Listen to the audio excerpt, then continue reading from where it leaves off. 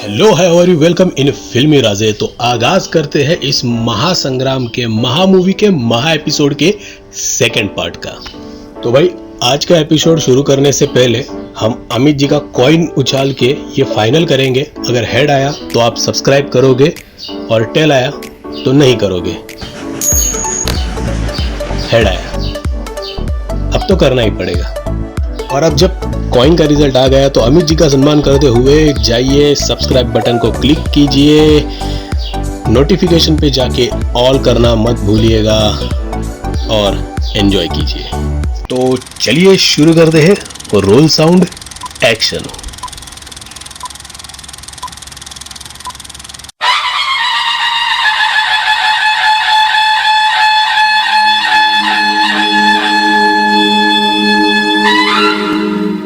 तो शोले भारत की सबसे ज्यादा चलने वाली पहली फिल्म ही नहीं थी, बल्कि शोले भारत की पहली stereophonic 70 mm wide screen format वाली फिल्म थी। सेंसर बोर्ड के सर्टिफिकेट की वजह से इस फिल्म के 2 एंड शूट किए गए थे। जब पहली बार नॉर्मल शूट किया गया था उसमें ठाकुर अपने कील वाले शूज से गब्बर सिंह को मार देते हैं।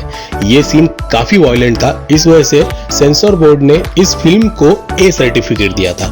लेकिन जब यू सर्टिफिकेट की मांग की गई तब एंड को फिर से शूट करना पड़ा, जिसमें ठाकुर जब गब्बर को मारने जाते हैं तब पुलिस आ जाती है और गब्बर को पकड़ लेती है। लेकिन ये जो खून खराबे वाला सीन था इसे 1990 में फिल्म में फिर से शामिल किया गया जब ये फिल्म VHS पे रिलीज की गई थी। इस मूवी को शूट करने में काफी समय लग रहा था। छोटे से छोटे सीन को शूट करने में भी कई दिन बीत जाते थे। ये दोस्ती ये जो गाना है, ये 5 मिनट वाला गाना शूट करने में 21 दिन का समय लगा था। तो राधा यानी जया बहादुरी जी का वो जो दिया बुझाने वाला सीन है, लाइट के प्रॉब्लम की वजह से इस एक सीन को शूट करने में 20 दिन लगे थे। तो इमाम के बेटे को गब्बर द्वारा मारे जाने वाला जो सीन है उसे शूट करने में 19 दिन लगे थे। वही जो स्टार्टिंग वाला ट्रेन रॉबरी वाला सीन है उसे तो शूट करने के लिए और पूरा करने के लिए 7 हफ्तों से ज्यादा का समय लगा था। शोले रिलीज के बाद बड़ी फिल्म नहीं बनी थी, वो रिलीज ही एक बड़े फिल्म के तौर पे की गई थी। जब ये फिल्म रिलीज की गई तब उसके टाइटल के साथ एक टैगलाइन भी जोड़ी गई थी, वो थी Sholay, the greatest star cast ever assemble, the greatest story ever told. भले ही अमजद खान साहब ने गब्बर के रोल में 4 चांद लगा दिए हो, लेकिन उनकी कास्टिंग पे जावेद अख्तर साहब खुश नहीं थे, क्योंकि जावेद अख्तर जी को अमजद खान की आवाज बहुत पतली लग रही थी गब्बर के रोल के लिए। भारत के 100 से भी ज्यादा थिएटर में सिल्वर जुबली, यानी उस वक्त सिल्वर जुबली 25 वीक्स की होती थी, तो ये सिल्वर जुबली पार करने वाली शोले पहली फिल्म थी। अब मजेदार वाकया है जय वीरू इस जोड़ी का, यानी इन नाम का। तो जय और वीरू ये नाम इस फिल्म के राइटर सलीम खान के 2 दोस्तों के नाम है। एक है वीरू यानी वीरेंद्र सिंह बायस और जय यानी जय सिंह राव केलवार। भले ही शोले सदी की सबसे बड़ी फिल्म है, शोले उस साल की भी सबसे बड़ी फिल्म थी, सबसे बड़ी हिट फिल्म थी, लेकिन अवार्ड्स के मामले में और फिल्म फेयर के मामले में ये काफी कमजोर फिल्म थी। इस फिल्म को केवल बेस्ट एडिटिंग के लिए अवार्ड मिला, वो भी MG शिंदे जी को, और सच में वो ये अवार्ड डिजर्व भी करते थे, क्योंकि इतनी डिलेड फिल्म को एडिटिंग करना अपने आप में ही एक बड़ा काम था। तो इस फिल्म में अभिनेता मुश्ताक मर्चेंट ने 2 किरदार निभाए हैं। एक तो वो जो फेमस ट्रेन रॉबरी वाला सीन है उसमें ट्रेन के मोटरमैन यही भाई साहब है, और जब दूसरा सीन जहां जय और वीरू उस पारसी बाबा की गाड़ी चुरा के भागते हैं तो ये पारसी बाबा भी मुश्ताक भाई है। अब ये ठाकुर साहब की फैमिली का जो मरने वाला सीन है, वो scene once upon a time in the west इस फिल्म के killing of McBain family by Frank वाले सीन से पूरा का पूरा कॉपी किया गया है।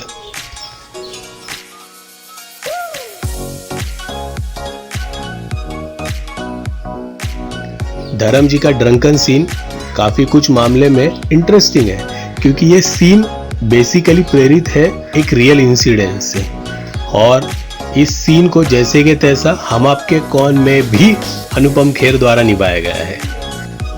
अमजद जी का अरे ओ सांबा, ये कहने का स्टाइल सिर्फ फिल्म के कलाकारों को ही पसंद नहीं था बल्कि प्रोड्यूसर्स को भी काफी पसंद था। इसलिए फिल्म के शूट के वक्त क्लैपबोर्ड में फिल्म का नाम सांबा अनअनाउंस्ड ये रखा गया था। अब अमजद जी के गब्बर सिंह इस कैरेक्टर की पॉपुलैरिटी के बारे में क्या कहना।